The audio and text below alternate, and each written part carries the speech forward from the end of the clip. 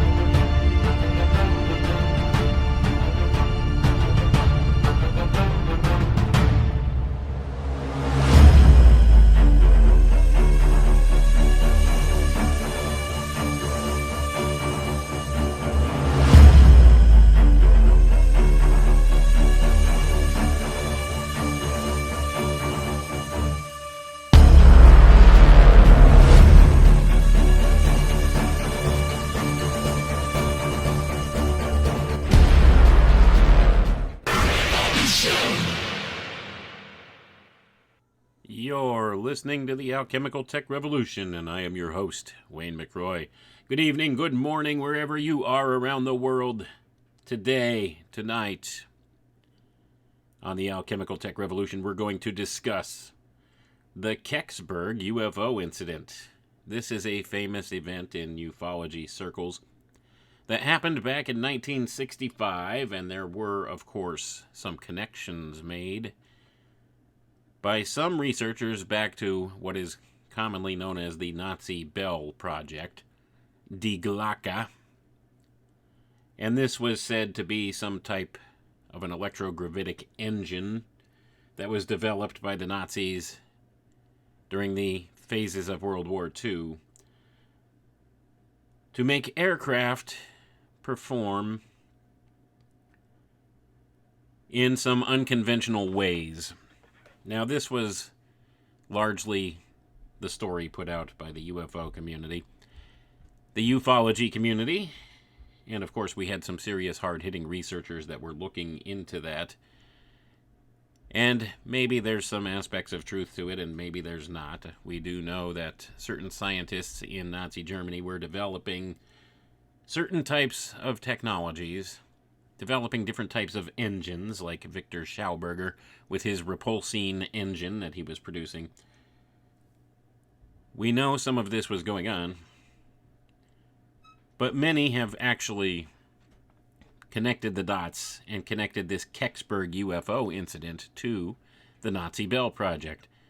Now, we're going to see, as we delve into the research here tonight, that some of those connections may be spurious at best.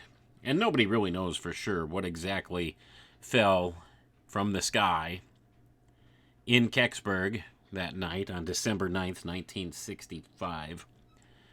The problem is much of this is shrouded in not only mystery but disinformation as well, as we'll see as we read here tonight about this incident and what is known about it, and the possibility that there could be a more terrestrial explanation for it than that of UFOs or Nazi technology.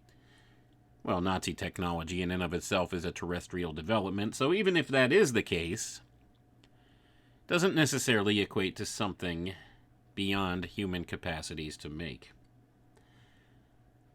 But we'll see as we get into this, some of the details of this event and what had actually happened and what's been recorded, and perhaps how some of it has been stretched to fulfill the UFO mythos that has overtaken our modern ways of thinking. You'll see that there always seems to be this underlying archetype behind all of it. They want to stretch your imagination to accept extraterrestrial origins for many of these things, and that might not necessarily be the case. Now, does that discount the possibility of extraterrestrial aliens from other planets flying here in spaceships and crashing No, it doesn't discount that possibility, but if you think about it logically, that doesn't seem to add up. Why would so many different extraterrestrial spaceships be coming here and crashing? How many crash retrieval stories have we heard through the years? If you've been following the ufology community for any length of time, you hear about an awful lot of these. Seems a little bit strange that they could cross the expanse of the infinite void of space, that they have the technology to do so, but they're still not sophisticated enough to not crash in the desert. Think about that. Think about that for a second. It defies logical probability in many regards, but still, we have this notion and this possibility of things, and of course there are those that want to believe, and those that want to believe, well, they'll come to the conclusions that they want to about these types of things. And it doesn't help that there's been a massive cover-up about all of this stuff, and what are the reasons for the cover-up, and what is the nature of the cover-up, and that is what we need to explore the possibilities of. The thing is, although it's unexplained phenomena, the whole ufology culture has adopted wholesale the logical extension that these are extraterrestrial technologies, and this has elevated into what can be referred to as a UFO mythos of sorts. It's a modern-day mythology that has been developed out of some of these events and some of these interpretations of events. And we'll see, excuse me, at the heart of a lot of it lies the intelligence community and a couple select players within the intelligence community that have promulgated a lot of this information relating these things to extraterrestrials. Now, what do we know about that? What can we say about that? Hard to tell on the surface level. But you see, this is what's called controlled leaks. This is a controlled information release given by these government and intelligence officials, and whether it's true or not is still open for debate. Do these things have extraterrestrial origins, or do they originate right here on Earth? Now, from all the years I've been studying this phenomenon and looking into these different things, I would say that there's a combination of factors at play here. But I would say, for the most part, most of what we see described in ufology as extraterrestrial technologies or retrievals and things like this is largely man-made technologies and cover-ups and psyops to hide man-made technologies and developments. And we'll go a little further into this in some future episodes upcoming here, because I've been really taking a deep dive into the UFO topic as of late, going back and reviewing some of these different events that are known and popularized by television programs like those on the History Channel about these events. And one of my favorite shows, actually many years back, going back about 20 years or so, aired on the History Channel. It was called UFO Files. I think you could still find it out there on the internet, and it talks about many of these famous UFO cases, and Kecksburg was one of those. And the cinematography on it is good, and they always get some people that are well known in the ufology community, like Bill Byrne and others, to comment on certain cases. And it was an interesting show, and it was one of my favorites at that time, because it discussed many of these things that weren't really brought up a lot in the mainstream media.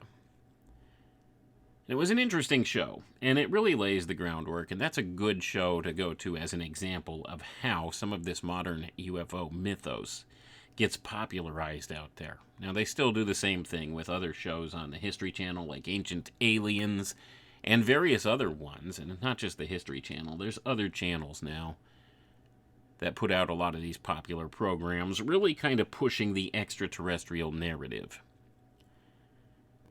Now, there are those who have studied this for a long time who firmly believe and have come to the conclusion that the extraterrestrial narrative is probably the most probable.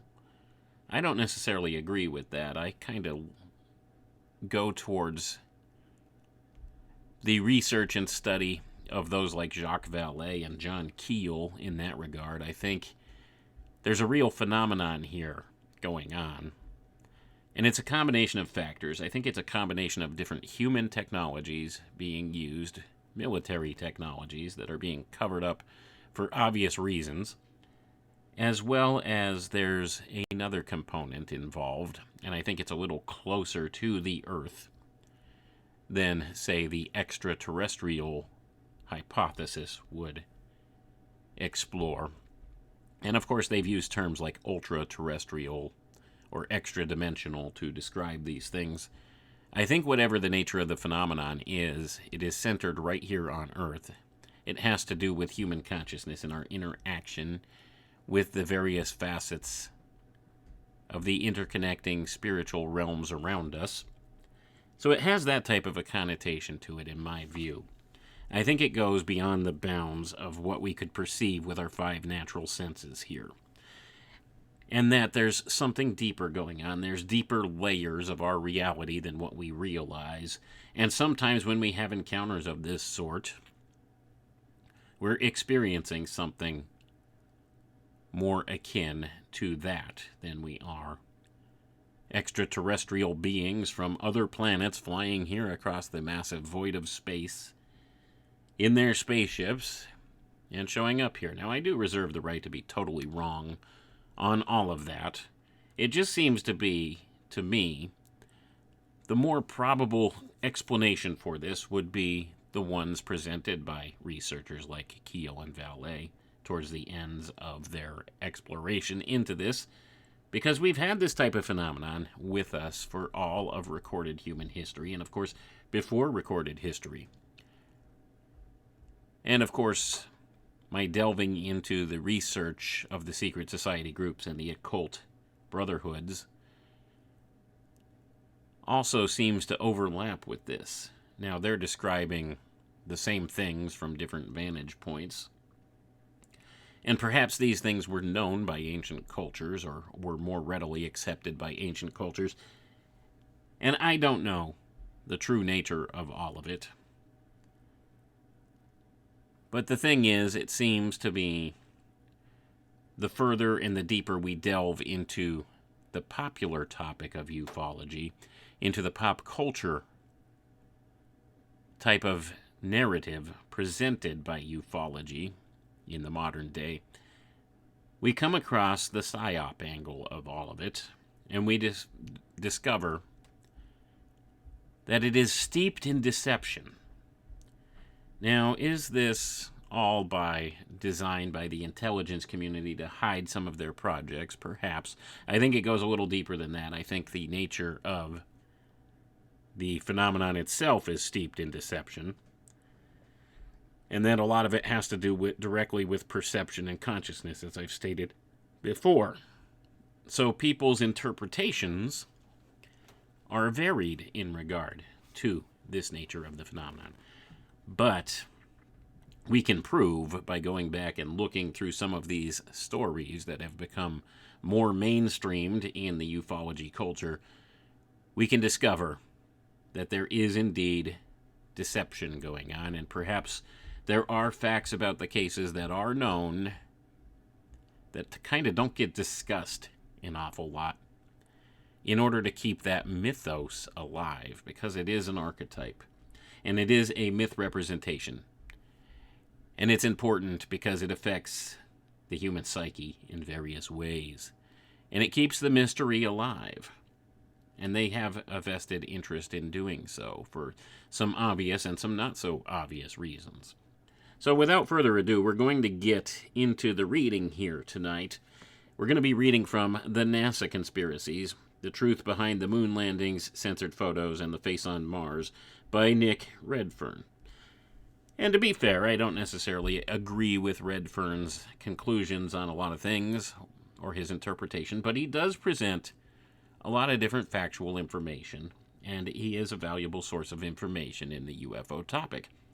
So we're going to read into this. We're going to be reading about the crash at Kecksburg, and we're going to explore the avenues of thought surrounding this event.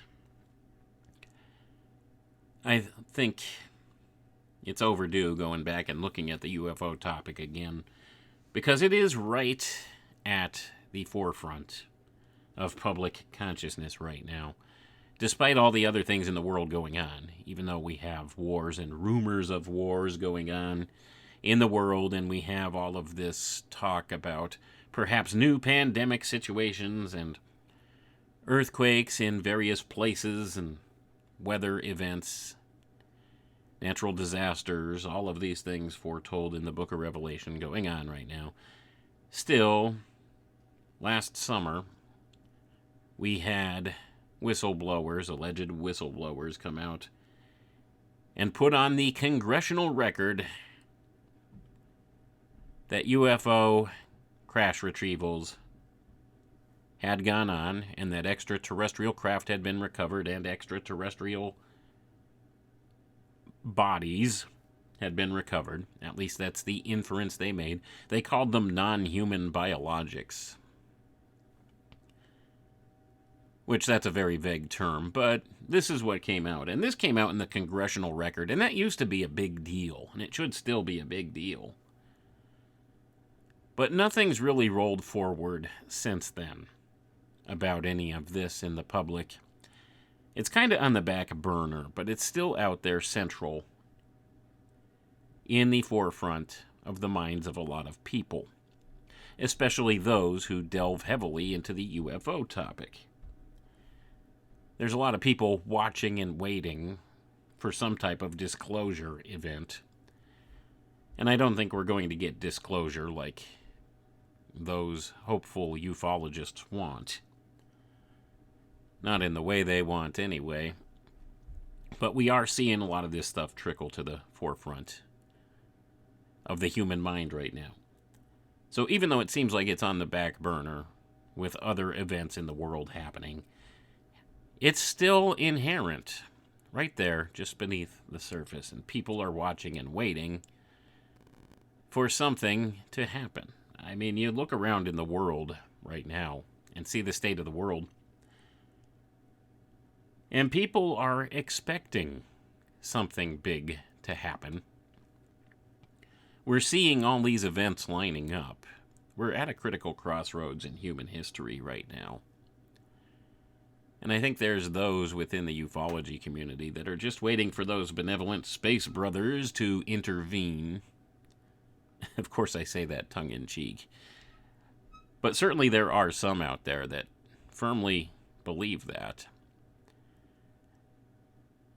some of these extraterrestrials have an interest in humankind's well-being and further, quote-unquote, evolution. And of course, we've explored this idea and how it relates back to the occult and the mystery schools ad nauseum here. So we're not going to touch on that tonight, but I want to get back right into the reading here. The Kecksburg UFO Incident. Crash at Kecksburg. Late in the afternoon of December 9th, 1965, after having been first seen high in the sky as a glowing ball of fire that crossed a number of U.S. states and even parts of Canada, an object of distinctly unknown origins, perhaps a literal alien spaceship from some distant world, slammed into the ground in deep, shadowy woods near the small Pennsylvania town of Kecksburg, which is situated approximately 30 miles southeast of the city of Pittsburgh. In the immediate aftermath of the controversial event, dark tales of military personnel descending upon the scene like veritable flies, of witnesses being silenced, of a UFO, of alien bodies having been found in the woods, and of conspiracies of a near-cosmic kind abounded, and to this date continue to do so. Fortunately, none of the reported intimidation of witnesses has prevented the vast majority of them from telling their startling stories of that long-gone day. And NASA, as some researchers of the affair have concluded, continues to stonewall at every opportunity on its reportedly secret knowledge of what did or did not happen on that memorable day in those darkened Pennsylvania woods. I'm going to pause for a moment here. So yes, at the time, there were many eyewitnesses who claimed military police cordoned off the area, and they had seen something taken away on a flatbed truck.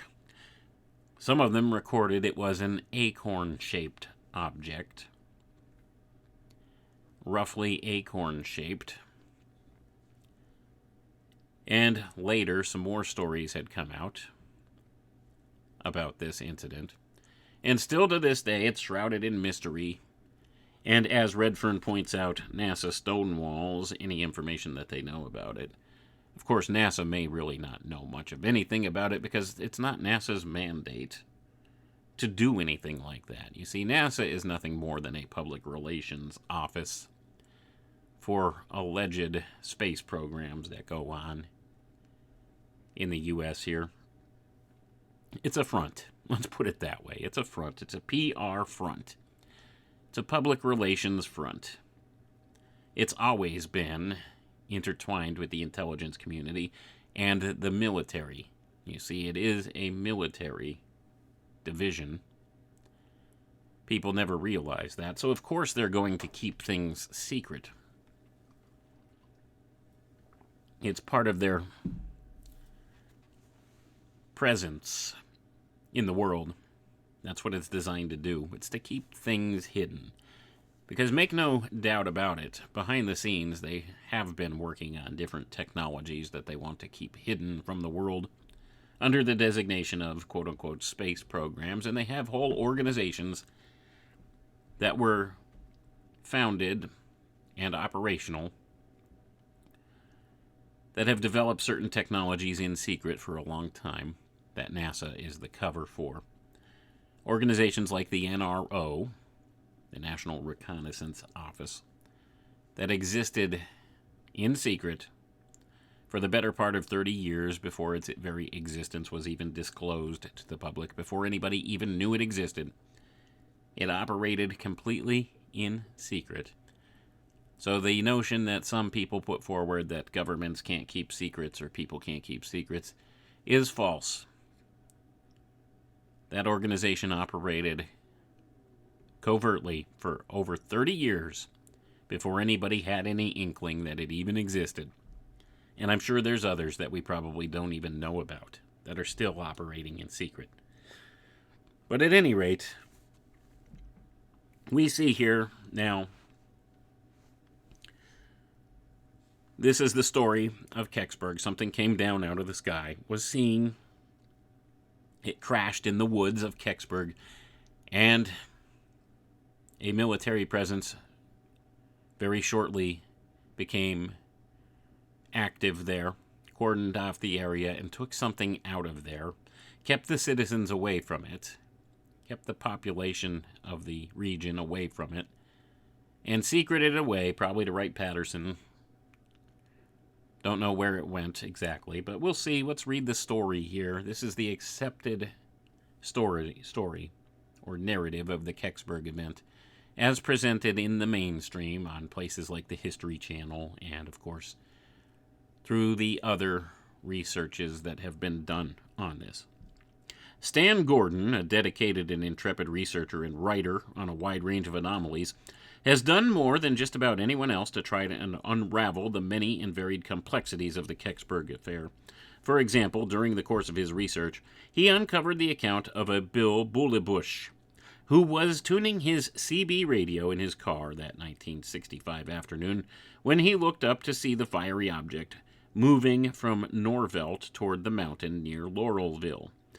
Bullebush said that the object appeared to hesitate over the Laurelville area, noted Gordon, adding that the craft then made a turn and then began to travel northeast toward Kecksburg, where he saw it descending. It appears that the object may have been slowing down before its descent into the woods near Kecksburg, only miles away. Clearly, this is an important testimony. If the unknown object that came down at Kecksburg possessed the ability to actually slow down its movements in midair, then it can hardly have been a chunk of space rock. Rather, the words of Bill Bullybush strongly suggest the object was under some form of intelligent control. Not surprisingly, when one takes into consideration the fact that this was a relatively small and close-knit community, the Kecksburg affair was immediately thereafter major news as a local event. As prime evidence of this, at 9 p.m. on the same night that all hell was breaking loose around Kecksburg, the local radio station KDKA broadcast a statement to its listeners, many of whom were keenly and fully aware that something very weird was well and truly afoot in the immediate area. The station excitedly reported that an unidentified flash of orange-colored light in the sky had prompted numerous people throughout Ohio, Indiana, Michigan, Pennsylvania, and the Ontario province of Canada to contact the military and emergency services to report their own sightings of the mysterious intruder. As a result, elements of the Air Force took careful initial steps to try and resolve the mystery, but publicly at least could find no evidence whatsoever that either an aircraft or a missile was the definitive culprit. Meanwhile, added KDKA, the Federal Aviation Authority had offered the seemingly plausible suggestion that the unknown object could have been one of two things. First, it could have been a meteor burning up in the Earth's atmosphere, or the charred remains of a space vehicle, whether American or Russian, that was viewed while it was re-entering the atmosphere. Perhaps not surprisingly, staff at local missile bases chose not to make immediate comments, as the radio station noted, quote, "They say they will issue a statement within a half hour. Many persons in the Greensburg area saw the phenomena. They are investigating. The Oakdale missile master was contacted. They said a release is coming up. Speculation also is that an Army missile went astray." End quote. Significantly, there was deep debate and speculation on the part of many of the townsfolk of Kecksburg that what had really come down near their little town was nothing less than a craft from E.T. itself. Certainly on the day and night at issue, the whole town was a hotbed of chaotic activity and wild rumor.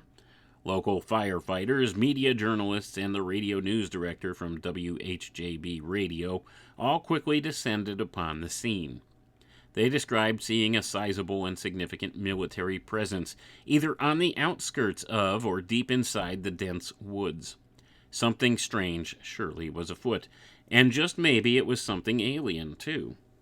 A significant body of individuals said that, while trying to determine what had happened in the woods, they were confronted by numerous uniformed personnel brandishing firearms, no less. Others, meanwhile, stated unequivocally that they saw an impressively sized metallic-looking device at the site that was subsequently removed by the military. Given the fact that such cloak and dagger activity was afoot, it is no surprise at all that only one day later, the Tribune-Review newspaper, which covered the area in question, gave the sensational story pride of place on its pages, and it said, quote, this I guess was the headline, "Unidentified flying object falls near Kecksburg, Army ropes off area," end quote. So I'm going to pause for a moment. So this created quite a flurry of activity in the area, and of course, the media, the local media, sensationalized the whole thing. That seems to be the case with a lot of these UFO reports that come in. You see, this one had attracted a lot of attention, and it's strange that whatever this object was decided to fall into the dense woods of the area rather than closer to some occupied area. And there was a military presence there, according to many witnesses. And of course we have this newspaper headline that captured the imaginations of the world the next day. "Unidentified flying object falls near Kecksburg, Army ropes off area." So this always incites suspicion in people. When you have a military presence like this that shows up and keeps people out from poking around in there. Now, did they have real reason to do so? Maybe. Maybe not. maybe they didn't know the nature of what they were dealing with, which was probably the case, and they didn't want to put anybody at risk.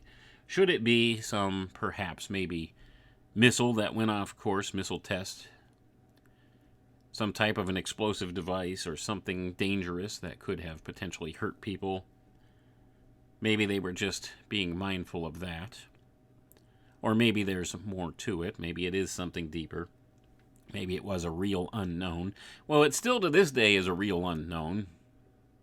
At least that's what they want us to believe. But let's continue on with the story here, and we'll see what else we could find out. This was all in stark contrast to the far more down-to-earth assertions of the U.S. Air Force's UFO investigative operation Project Blue Book. A spokesperson for Blue Book said that no U.S. space debris at all had been reported re-entering the Earth's atmosphere on the day in question, and so could not possibly have accounted for the reported incident. But the sensational idea that a spacecraft from another world had crashed or had landed was dismissed as being totally absurd and without any foundation in reality. In addition, stated the Blue Book representative, even though a failed space probe launched by the Soviet Union, classified as Cosmos 96, did re-enter the Earth's atmosphere over Canada on that morning, its particular trajectory meant that it could not have played any sort of role, meaningful, tangential, or otherwise, in the strange events at Kecksburg. And I'm going to pause for a moment right there, folks.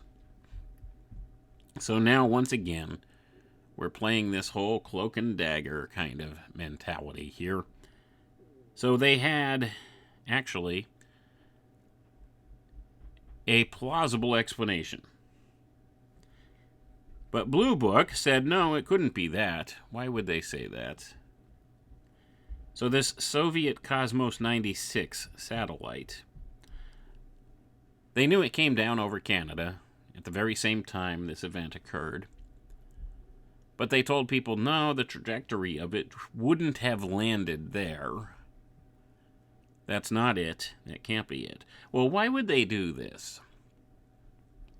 Perhaps they had a vested interest in keeping the UFO mythos alive and well. You see, Occam's razor would say that that is the most likely candidate as to what could have crashed in the woods there. But of course, they will ignore all that because they have a vested interest in keeping the UFO mythos alive. Why is that? Because it offers them deep cover for other research projects that they are doing, secret research, secret programs they are running, and this gives them a cover for that. You see, if you keep the magic alive, keep people wondering about this extraterrestrial presence and perhaps the existence of these alien technologies and these secret programs that allegedly retrieve crashed alien craft and back engineer them, then that keeps people away from looking into perhaps some real projects that are being developed and going on. Perhaps investigating that maybe there are some other agencies afoot that they didn't know existed, like the NRO, which existed at this time, but was not acknowledged until about 30 years later, sometime in the 1990s.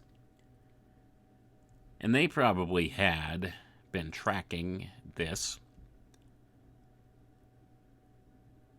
and probably went and sent retrieval teams to get it. Because you see, this was in the height of the Cold War. And I have my opinions about the Cold War. I think it's farcical. And I think it was only designed to give an excuse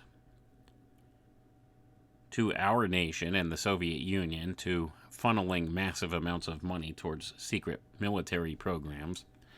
Give them justification for doing that, for developing certain things. You see, you create the illusion of this invisible enemy. Not necessarily invisible in this case, but this enemy that's not really an enemy. You see, the Soviet Union and the United States has always worked very closely together, developing certain technologies and researches. And of course, their intelligence communities also have ties together. The CIA and the KGB are interlocked, as is Mossad, with both of them. You see, these intelligence agencies, they transcend boundaries, national borders, and cultures. And they have a lot of influence, and they exchange information.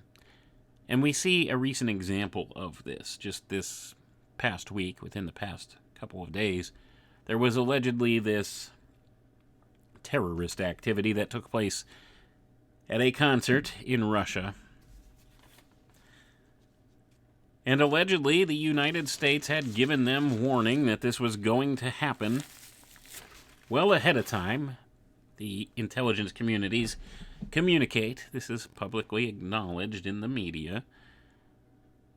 This is the story they tell us anyway. This is what they want us to believe. In my estimation, in my view, I think it was a total intelligence agency setup for various reasons, but we're not going to get into that here. I'm still watching to see how that whole thing shakes out, but that's just an example here to show that these intelligence communities, these different agencies, they exchange information, they communicate, they work together to identify threats. So that being the case, the Cold War, in my view, was a farce, just an excuse for funneling massive amounts of money towards militarized programs. But that's neither here nor there. So here we see the logical explanation for this Kecksburg event would be this Cosmos 96 satellite. That would be the logical explanation. That would be what Occam's razor would dictate. And of course, you always have these people who really love this concept of Occam's razor. The simplest explanation is the best explanation. And it does come in handy at times as an analytical tool. But of course, they throw that out the window when it comes to UFO culture, don't they? They only invoke that when it's relevant to whatever agenda they're pushing. So it's not relevant in this case because they want to keep this UFO mythos alive. They want to keep this extraterrestrial notion alive. So therefore, Blue Book said, no, it's not that Russian satellite. Couldn't be that. And that was the official explanation. So this causes more distrust, not only in the UFO research community, but also in the people as well, the basic population as well. Because it seemed logical. There's a logical explanation, but the official government agency that is supposed to study this stuff and give us answers says, no, it's not that. It couldn't be that. So it gets accepted by the mainstream press, of course. And then many people forgot about the incident thereafter. But there were some who began to tell more interesting and detailed stories thereafter. But let's continue on and see what else we could find out here. The Blue Book official was also very keen to stress to the local media that the only official presence at the presumed site of the impact was a 3-person team that had been dispatched by the Air Force from a radar installation located near the city of Pittsburgh. Their particular job, it was explained to anyone and everyone who might have been willing to listen, was to search for any and all evidence of what had possibly come down. Officially, however, nothing was ever found, and the only thing the Air Force could suggest, by way of some form of explanation, was that nothing stranger than an everyday meteorite was the real culprit behind the controversy. Witness testimony, however, strongly suggested otherwise. Stan Gordon revealed that in 1990, he had been contacted by a man who confided in him extensive and extraordinary data that appeared to be directly relevant to the Kecksburg event. At the time in question, the man was attached to an Air Force security team stationed at Lockburn Air Force Base near Columbus, Ohio. A team that, Gordon's informant told him, stood watchful and careful guard over the Kecksburg device in a secure aircraft hangar during the early hours of December 10, 1965, after it had been secretly transferred from its impact point in Kecksburg, Pennsylvania. Security at the base, Gordon was further informed, was even more stringent than when President John F. Kennedy had made a visit there some years earlier. So the man's revelations went. The object stayed at Lockburn for perhaps only a matter of hours at the most. Afterward, it was reportedly clandestinely transferred to Wright-Patterson Air Force Base near Dayton, Ohio, which just happened to be home of the Air Force's Foreign Technology Division. And I'm going to pause for a moment here. So now we have this unnamed witness who comes forward in 1990, 25 years later, and tells Stan Gordon, a UFO researcher, his story. Do you see, are you beginning to understand how they keep the magic alive with the UFO mythos, with this kind of thing? There's always some of these central figures that turn up. Now, Stan Gordon was a known UFO researcher at the time. And I'm not saying his research is bad. It's not. He gives a lot of valuable insights into things. But could he be a type of controlled party in this? Could he be one of those that perhaps is being duped by intelligence agency folks? Or could he be a knowing asset of the intelligence community, disseminating disinformation? It's possible. I don't know. You see, even your very best researchers are sometimes fooled. That's the nature of disinformation. Disinformation is not outright wrong. Oftentimes they give you 95% good information and just that little bit of poison to throw you off the path. That's how it works. And sometimes these well-meaning researchers wind up getting fooled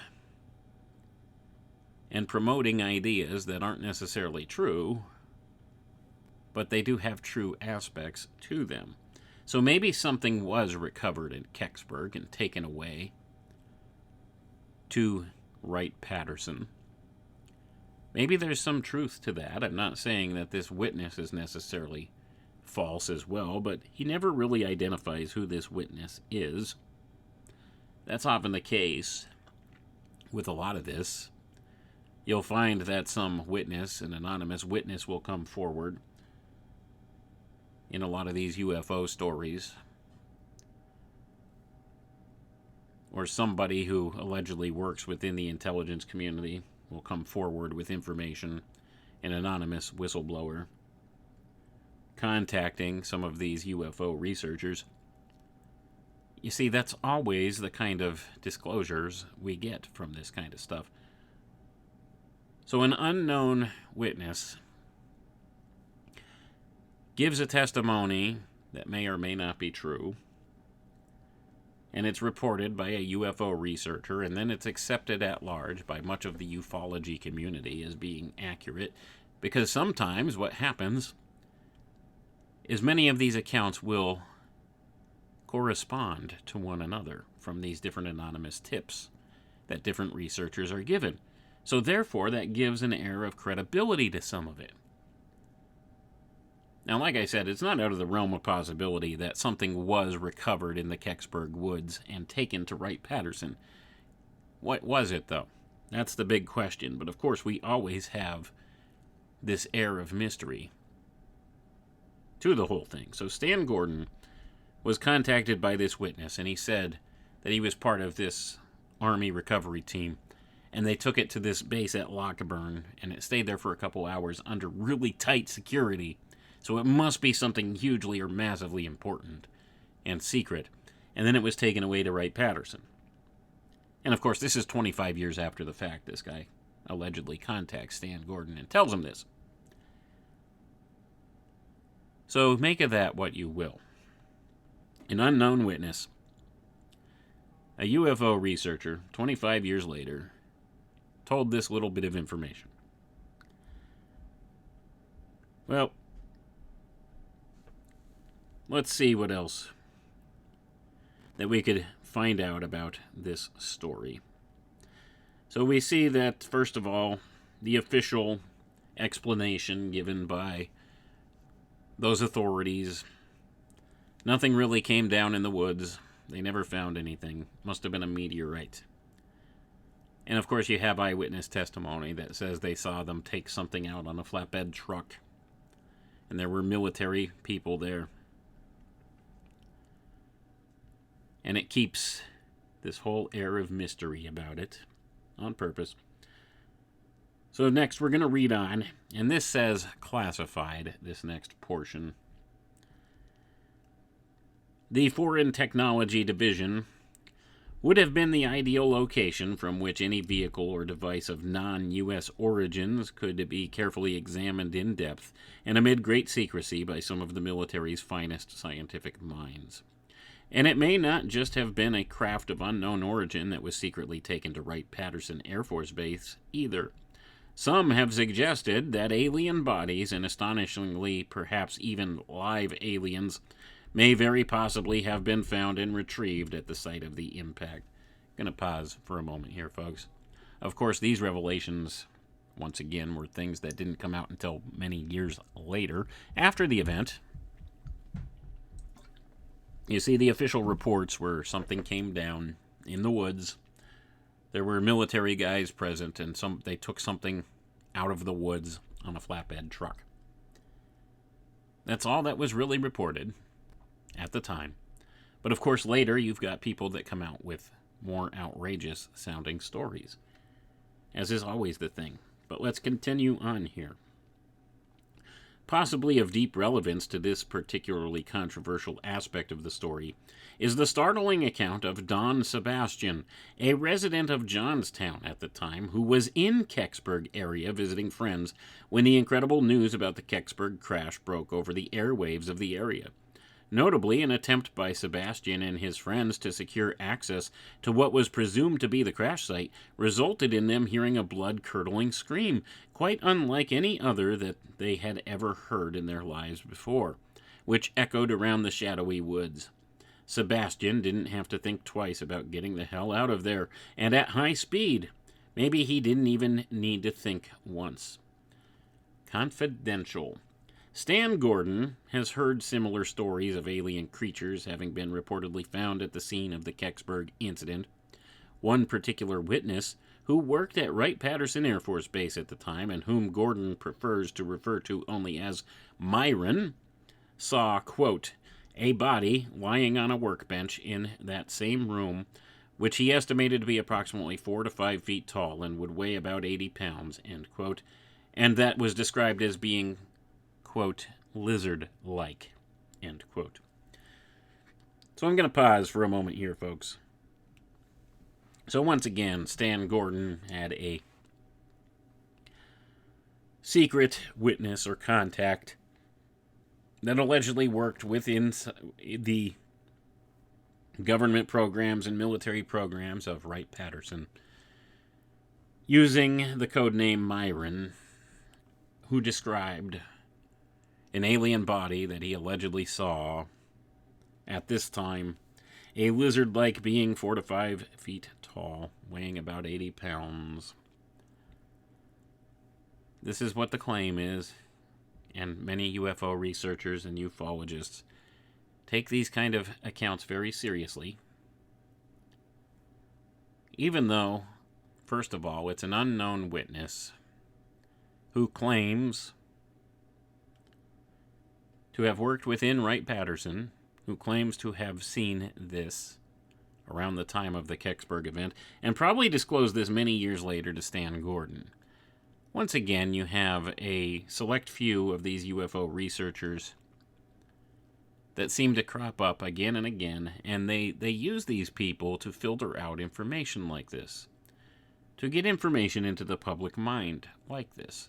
Now, does that mean, is Stan Gordon, was he or is he a disinformation asset for these people? And if so, is he knowingly a disinformation asset?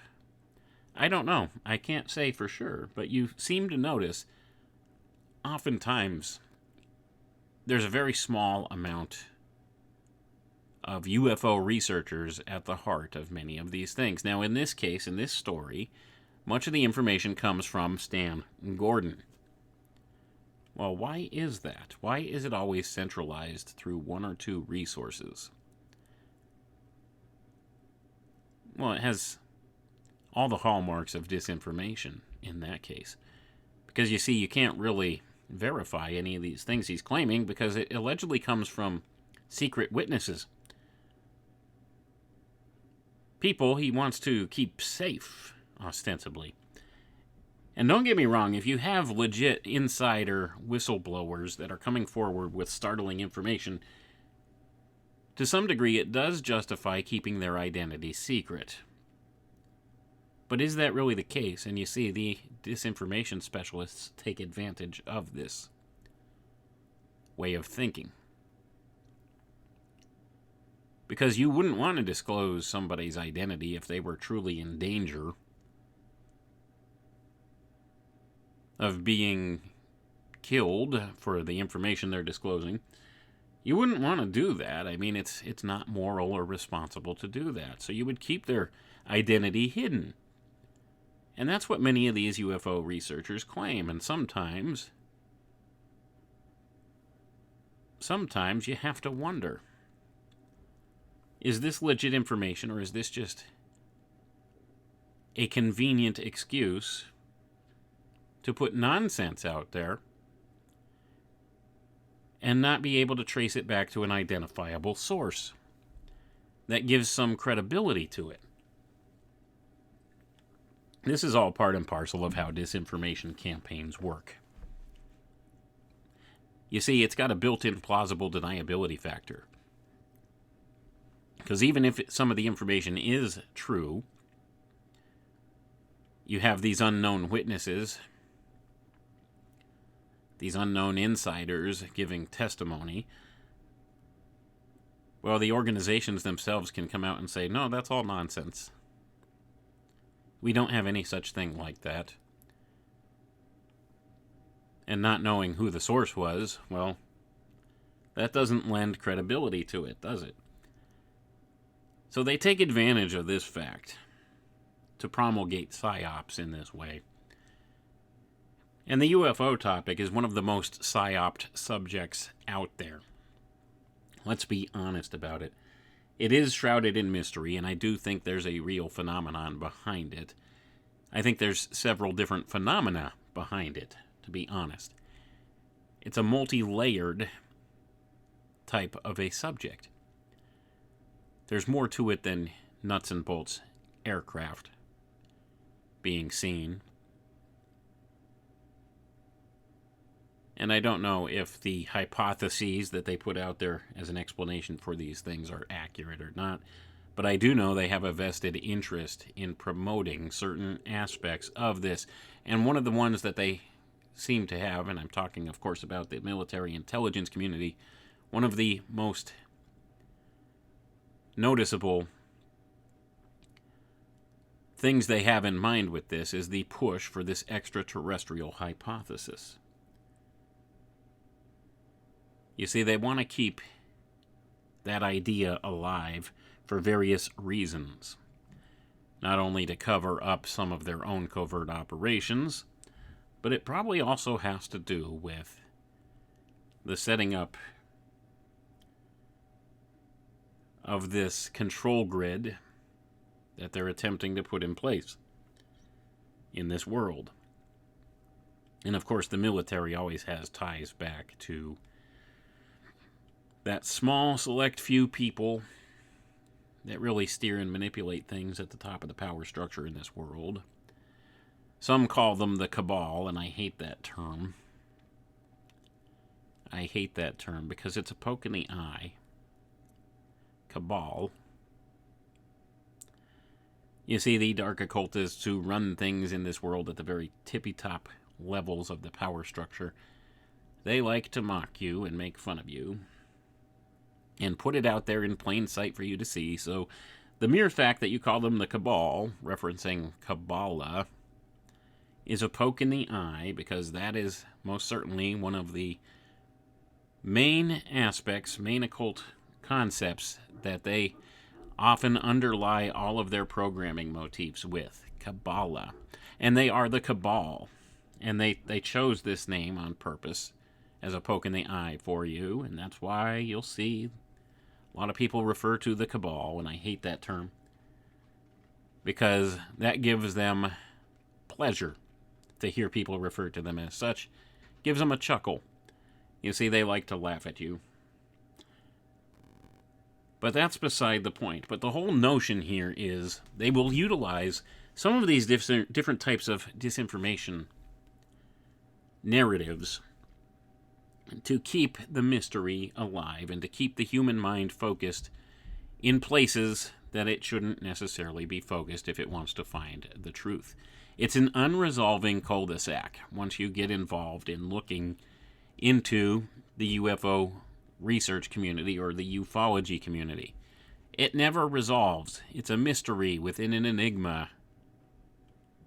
And that's what it is when you get delving down that path. And like I said, I think it has more to do with the nature of consciousness and the nature of reality itself, more so than anything else at the heart of all of it. But there are certainly human programs and technologies that are being developed under the cover of this phenomenon. Let's read on. So next it says, top secret. The mystery of what did or did not happen at Kecksburg on that 1965 day continues to survive and thrive nearly half a century after it occurred. The event was accorded a huge amount of publicity and even notoriety.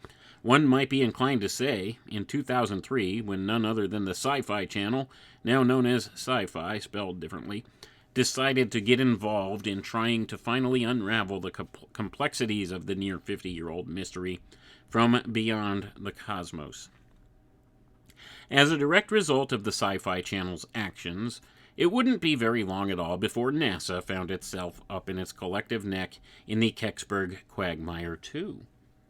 One area quickly addressed by the Sci-Fi Channel when it got hot on the trail of the story was whether or not the Kecksburg affair could have been linked in some not entirely clear fashion with the re-entry into the Earth's atmosphere of the Soviet Union's Cosmos 96 satellite that did indeed occur on the same day. Certainly, the satellite was somewhat acorn-shaped in appearance, which in the eyes and minds of some UFO researchers and a number of eyewitnesses at least, did offer a certain degree of credence and merit to that particular theory. There is, however, a very big problem with the notion that the U.S. military clandestinely retrieved the Russian vehicle from the woods outside of Kecksburg. Cosmos 96 actually crashed on Canadian territory a number of hours before the Kecksburg events kicked off. And to reinforce this point, in a 2003 interview, the chief scientist for orbital debris at the NASA Johnson Space Center, Nicholas L. Johnson, said forthrightly, quote, "I can tell you categorically that there is no way that any debris from Cosmos 96 could have landed in Pennsylvania anywhere around 4:45 p.m. That's an absolute. Orbital mechanics is very strict," end quote. So I'm going to pause for a moment there. So now NASA gets involved many years later, giving you this same backed up story as to the official Blue Book report. No, it couldn't have been that. And of course, the claim is made that Cosmos 96 actually crashed in Canada hours before. Did it really? Well, who retrieved it then? Does the Canadian government have that? Do they have a record of that, of retrieving that? Is there some record thereof? Well, it doesn't go into detail about that, does it? But here, once again, they will parade the quote-unquote expert or authority into public view, and they tell you absolutely it cannot be that, because such and such. Here, we'll tell you 30 years after the fact now. 40 years, nearly 40 years after the fact, that it crashed in Canada, this Cosmos 96. satellite crashed in Canada hours before the Kecksburg event. We'll tell you that now. We didn't tell you that then. We just had Blue Book tell you it couldn't have been that. But now we have more details some 40 years later. Somehow they know. Now, are there records that exist of this retrieval of this object in Canada? I don't know. I've never seen them, if they do exist. But once again, they have to discount the obvious answer to keep the mystery alive. And you'll notice it's the Sci-Fi Channel that was bringing this back into relevance, and that should tell you something. Science fiction. Fiction, they want to tell you a story. They want to keep the mythos alive. It's a production. Many of these entertainment platforms, television channels, they have connections to the intelligence community, and sometimes they're fed little things that they want disseminated out there. And sometimes they are influenced, their writing teams are influenced by certain assets of the intelligence community.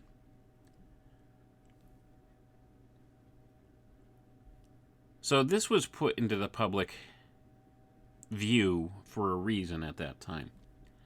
And now it's introducing some new elements to the story to reinforce some of the old ideas.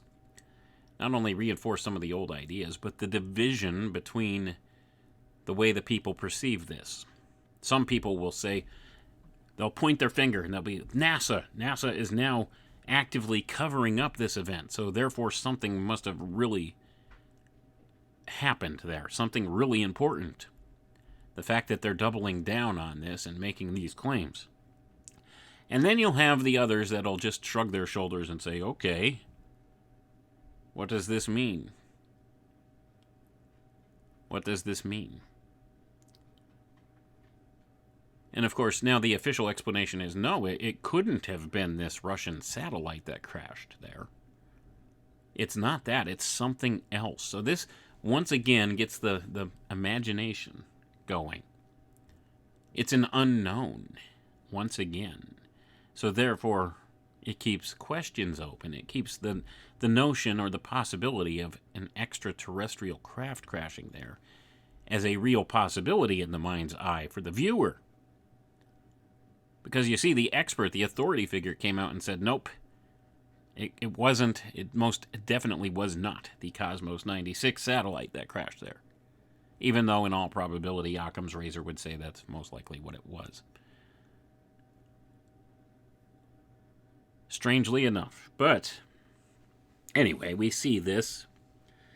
And now we have the Sci-Fi Channel giving testimony here to that. Let's read on.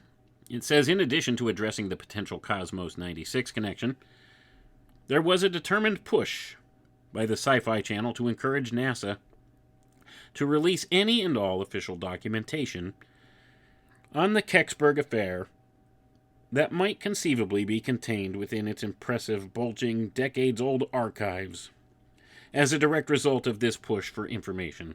In November of 2003, more than 36 pages of Kecksburg-based material were finally released into the public domain by NASA personnel. Going to pause for a moment here, folks. Now, logically, if we go back and we look at what happened, NASA didn't have anything to do with the recovery effort of anything that may have crashed in Kecksburg. Didn't have anything to do with the reporting. You see, that was all under the auspices of Project Blue Book, which was never a NASA program. Never had any connection to NASA. The military, the Army that allegedly, or Air Force that allegedly retrieved whatever crashed there, didn't have a connection to NASA. Why does NASA have the files and records? Well, it doesn't. This is more contrivance, folks. This is more of how disinformation works. NASA did not have a vested interest in the Kecksburg event. The only interest they might have is if it was truly a meteorite or something, as what the official explanation was given. Maybe they were just looking at data relating to something astronomical like that. That would be the only thing they would have. But let's see what in the world NASA's information was in 2003 that they put forward under the behest of the Sci-Fi Channel that was made and released to the public domain by NASA personnel. Not necessarily NASA itself, but NASA personnel, it says here. It says, unfortunately, and despite initial encouraging hopes to the contrary, the papers at issue failed to shed any form of real, meaningful light on what did or did not actually occur on the afternoon of December 9th, 1965. A similar search undertaken by NASA personnel in the summer of 2006 turned up the same lack of information. Gonna pause for a moment here. Gee, what a surprise. Let's send what we largely view as in the public as the main hub of all things related to space. Let's send them searching for information on this and see what they could come up with. And wouldn't you know, they come up with nothing. Nothing of importance whatsoever. Nothing that sheds any light on the mystery of what happened. And this is all by design, of course. Of course.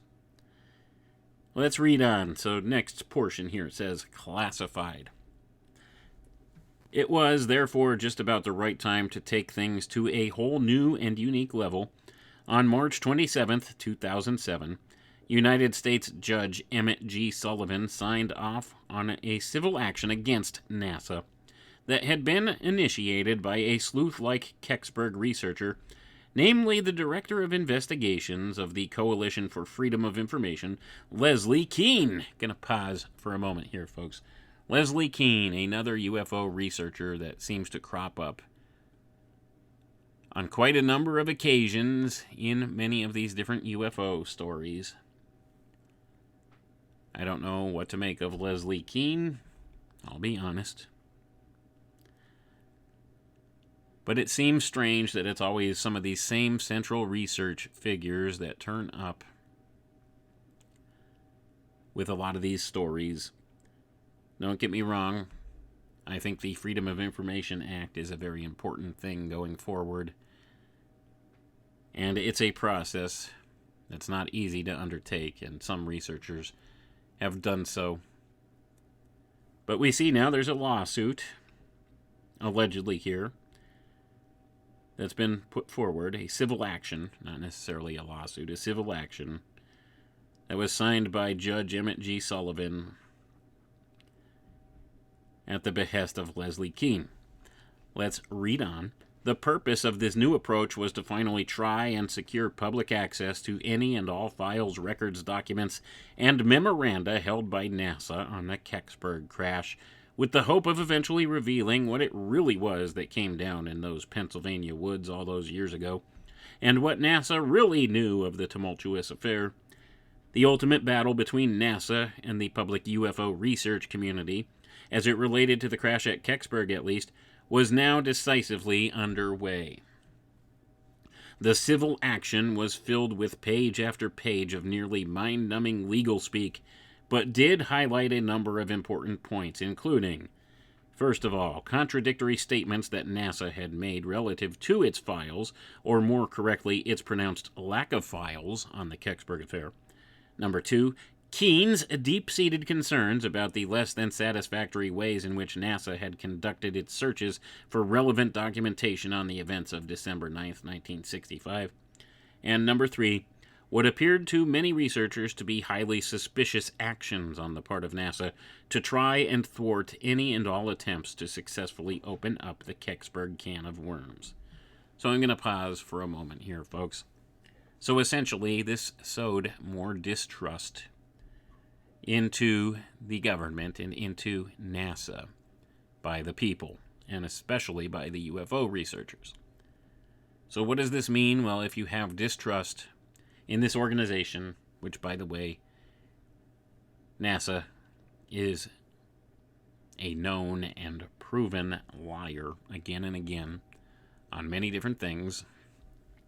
So when you have these seeds of distrust sowed even harder into that, well, that creates in the minds of the ufology community a more resounding notion that they are covering something up, they are being disingenuous, and that in their mind's eye gives more credence to the idea that perhaps there is an extraterrestrial aspect to this. So this is largely what was sewn into the social fabric with this action. But let's read on. The pro-UFO research community was still very far from being finished, however, and continued valiantly to do battle with NASA. In November 2009, Leslie Kean revealed the latest in this seemingly never-ending saga, and focused her attention upon NASA's curiously absent documentation on Kecksburg and the issue of files that, deliberately or mistakenly, NASA had possibly destroyed. Kean herself admitted, when summing up the strange and unearthly situation still facing her, quote, "Without additional, very extensive work, we'll never know the answers, and even with the work, we still might never know," end quote. So I'm going to pause for a moment here. Like I said, folks, a never-ending cul-de-sac keep you spinning in circles. To keep you spinning in circles, never coming to any plausible resolution. That's what ufology is intended for. It is a psyop. Now, does that discredit any real phenomenon behind any of this? No, it does not. But you see, the whole field of UFO research has been weaponized as a psyop. Even to those very serious researchers like Leslie Kean. Now, here's the problem. So Kean says that on the issue of the Kecksburg files that NASA has, they were either deliberately or mistakenly possibly destroyed. Is that right? Maybe they never existed in the first place because maybe NASA didn't collect any information on it. But once again, you're given this narrative that there's these missing files. Perhaps they destroyed them or covered them up. And that would imply that they had a very nefarious reason for covering this up and destroying these files. Do you see how it sows the seeds of doubt in your mind? When the reality might be, maybe NASA didn't have anything on it to begin with. That seems the more plausible explanation, doesn't it? They weren't present at the initial event itself. They had no vested interest in exploring the event. According to the media reports, the only organization that took action was perhaps the Air Force. Sent 3 people out to check the woods. And the eyewitness reports, of course, dispute that, but it's all caught up in the air of mystery, and it's to keep the secret alive. To keep the UFO mythos moving forward. To keep the extraterrestrial hypothesis front and center. Once again. And the government cover-up thereof. Well, is the government covering things up? Certainly. Are they covering up the presence of aliens? I don't know. Doesn't seem logical, though, when you view this from the standard that they usually represent to the public, this Occam's razor methodology. The logical explanation would be the Cosmos 96 satellite as to something being recovered there, if it was indeed recovered. That would be the logical explanation, according to Occam's razor. But of course, that doesn't promote distrust in the government. That doesn't promote this extraterrestrial hypothesis. You see, without this narrative, people might go poking around into projects that they otherwise wouldn't if they realized that there was nothing to this extraterrestrial hypothesis. And this doesn't necessarily mean there's nothing to that hypothesis. I certainly don't have the answers to that. But what I do know is, like I said, the idea has been weaponized as a psyop to keep people searching down this avenue of thought. Because, you see, the ones that have an interest in covering up whatever it is they're covering up, they know that you're never going to come to an adequate resolution by exploring that path. You're never going to come to a confirmed answer, ever. Like I said, it's a never-ending cul-de-sac to keep you spinning in circles, coming to no resolution, getting no closer to the truth. Is it an interesting topic? For sure. Is it fascinating to think about? Yes. Is it fun to think about? Yes. But are you going to be able to arrive at an adequate conclusion by looking at this? No, you're not. Case in point right here with Leslie Kean getting this civil action against NASA. What did it produce? Nothing. It produced nothing, and it still has people questioning even further and digging deeper into this dead end. You're not going to find out anything about what happened at Kecksburg. You're never going to get any closer to the truth about it. There's never going to be a resolution, especially if you're going to NASA to find out. I think it's the wrong organization to go to looking for records on this. But that's where ufology culture has focused their attention, for one reason or another. You see, it misdirects people to the wrong places. The wrong organizations. It's all part of the psyop, folks. So now the attention's focused on NASA. NASA's lying to us about this. NASA's not the ones who were involved. How did it wind up being NASA as the focus? Well, it's all part of the psyop, like I said. But let's continue on here, and we're going to wrap it up real soon. Confidential.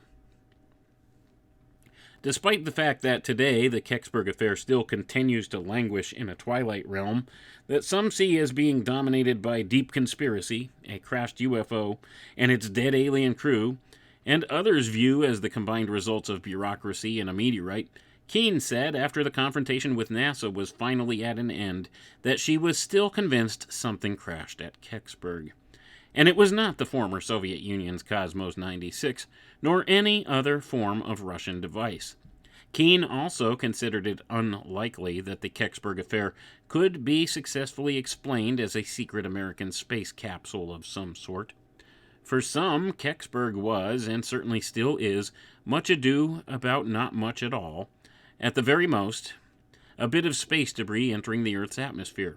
For others, such as Stan Gordon and Leslie Kean, however, Kecksburg is one case that perhaps more than any other might very well prove to the world at large that NASA secretly has in its possession demonstrable evidence that extraterrestrial life has visited our world, has crashed here, and may even have died here too.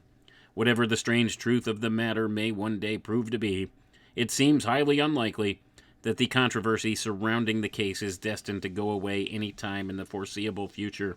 The final word for now goes to a highly prestigious source, John Podesta, who was President Bill Clinton's former chief of staff and a member of the 1997 Moynihan Commission on Protecting and Reducing Government Secrecy. He specifically said of the Kecksburg saga of December 1965 and of Leslie Kean's valiant attempts to secure the facts, whatever they may be and wherever they may lead from NASA, he said, quote, "It's time to find out what the truth really is that's out there. We ought to do it because it's right. We ought to do it because the American people, quite frankly, can handle the truth, and we ought to do it because it's the law," end quote. And, of course, that's coming from John Podesta. John Podesta, you know, that guy that went to the spirit cooking parties of Marina Abramovich and seems to have connections to underground human trafficking and open satanic things. At any rate, this is a real bastion of morality, isn't it? And he's saying this. Of course, he served under Bill Clinton, too, and Podesta is well known in the ufology community. That a lot of people claim that he was looking and digging for disclosure on the UFO topic, and it's one of the things that's in his wheelhouse of interests. I don't know, just another guy who's shady to distrust about this. And of course, you'll notice that once again in the book here, Redfern putting the onus on NASA, because that, of course, is who Leslie Kean put the onus on, and Stan Gordon. The two that were heavily vested in this Kecksburg account, and we heard, of course, Leslie Kean still thinks something big happened there, despite any evidence to support that. You see, there's lack of evidence. So is lack of evidence evidence for an event having happened? No, it's not. It's hearsay. Maybe something did happen. The only evidence we have is we know what we've seen as the public reports initially. And we know the rumors that have circulated in the ufology community that have nothing substantial to back them up.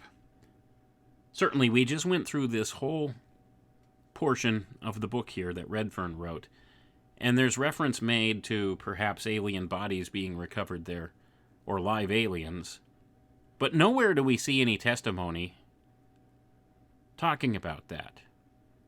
Nowhere do we see evidence pointing to that. It's a big nothing burger, folks, and that's what a lot of this stuff usually winds up being when you actually dig into the roots of all of it. You find out that maybe something happened. There's a little air of mystery to it, but much of what has emerged around it in popular culture and in ufology culture that is accepted fact by many in the UFO community is all based on nothing.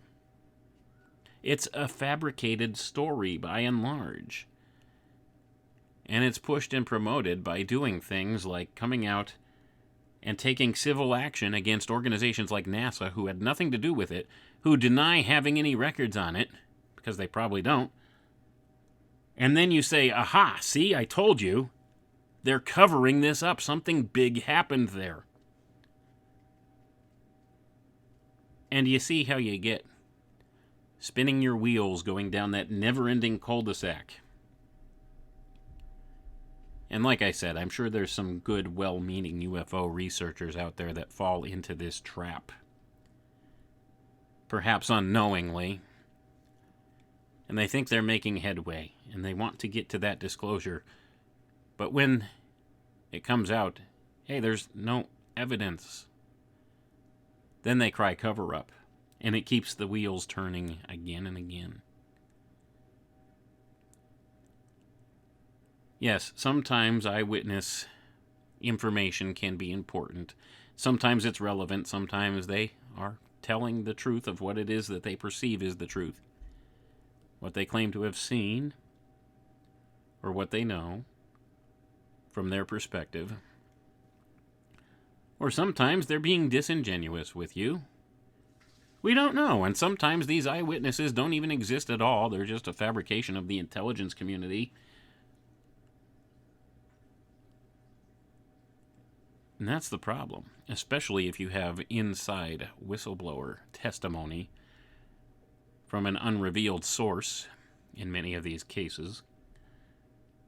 How credible is that information? Well, like I said, that's the catch-22, because sometimes if you do have somebody that is involved in a secret program or something whose life may be in danger by disclosing aspects of it, you don't want to disclose their identity. But this creates a perfect catch-22, and it creates this air of plausible deniability by officialdom. So it's not practical, it's not reliable, and it doesn't serve a useful purpose at all. It leads to non-resolution. Leads you down the never-ending path. Deeper and deeper into the rabbit hole that never resolves, because you will never find adequate resolution therein. Too many of these types of events, because they are obscured on purpose, and they are used as a type of psyop to sow distrust into people's minds, and to sow in the possibility that there is a cover-up, and oftentimes there truly is a cover-up of sorts, but it's not usually covering up what you think it is. Now, like I said, as far as this Kecksburg UFO incident goes, the logical Occam's razor explanation would be that what crashed in Kecksburg was the wreckage of this Cosmos 96 satellite, and they wanted to keep that under wraps for some reason.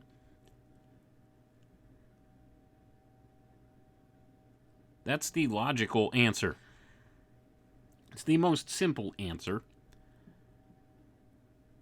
And that's the one they lead you away from the most, isn't it? Well, I don't know what the reasoning is behind that. But certainly we know they're being deceptive about the disclosure of this event. And this is just one example of many in the UFO field, in the ufology field, the ufology movement. A lot of it is contrived and steered by agendas from those within the intelligence community that have a vested interest in covering something up. And it's probably not extraterrestrial biological entities crashing their spaceships on Earth, folks. Let's put it that way. Maybe something way deeper than that, or it may be something more simplistic. I don't have the answer. But I do know that they're being disingenuous with us, and what we see put out there in the UFO field, in the ufology culture, oftentimes is disinformation from the highest, most levels. And it keeps these people spinning in circles, going down a path that never resolves, looking in all the wrong places, like going to NASA for records on something that NASA wasn't present for and had no vested interest in exploring. And yet they're the culprits, aren't they? Always. Because it relates to space. So NASA, therefore, must have files on it. Oh, okay. Yeah, if you say so. NASA's a front organization. It's a PR firm. Public relations. It's to keep people distracted and looking in all the wrong places for answers to different questions. When you recognize that, your whole worldview changes. Especially as it pertains to this kind of thing. But anyway, folks, that's all the time we have for today. I want to thank you all for tuning in. I appreciate each and every one of you, and we'll catch you here next time. Have a good one now. But we can no longer risk emergency improvisation of national defense. We have been compelled to create a permanent armaments industry of vast proportions. In the councils of government, we must guard against the acquisition of unwarranted influence, whether sought or unsought, by the military-industrial complex.